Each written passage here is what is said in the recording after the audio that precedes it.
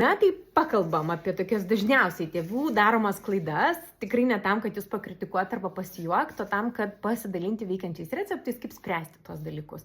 Tai pirmas dalykas, kuris man šovė į galvą, tai turbūt tema, kaip mes užsiauginam tos tokius į mūsų pastabas nereaguojančius ir negirdinčius vaikus. Jeigu atmesti tas dažniausia tokia turbūt priežastį, kad tokiu būdu vaikas kompensuoja savo priklausimo poreikio deficitą, tai antra pagal populiarumą priežastis, kad vaikas pradeda negirdėti tada, kai mes kaip tėvai po 10 kartų, kaip sugedusios plokštelės, kartom tos pačius dalykus. Pavyzdžiui, jau padėk planšetį, reikia valytis dantų, laikas ruoštis miegui. Kaip čia yra? Vaikas paprastai nekartoja elgesio, kuris jam neapsimoka, ir kartoja, kuris, jam neduoda jokių neigiamų pasiekmių. Tai jeigu iš 10 kartų jis gali neišgirsti ir nieko neatsitinka, tai jis realiai ir sureaguoja tik tai tada, kai mes jau prarandam pusiausvyrą, pradedam šaukti, ir tada jau vaikui aišku, kad jau tėtis, mama supyko, reikia kažkaip sureaguoti.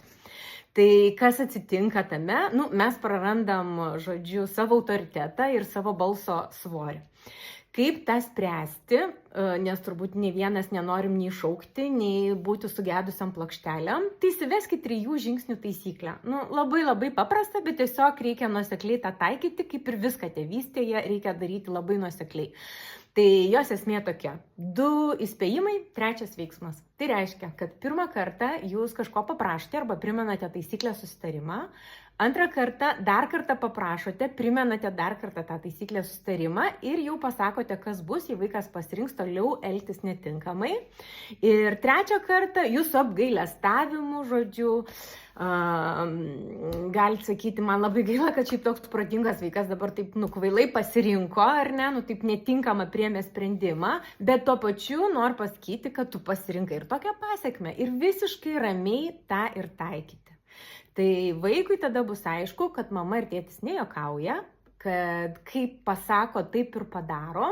Ir jūs, sutaupysit savo labai daug nervų, turėsit tą tokį autoritetą, būsit gerbiami, turėsit gerą ryšį, nes nebūsit rėkiantis tėtis ir mama arba moralizuojantis.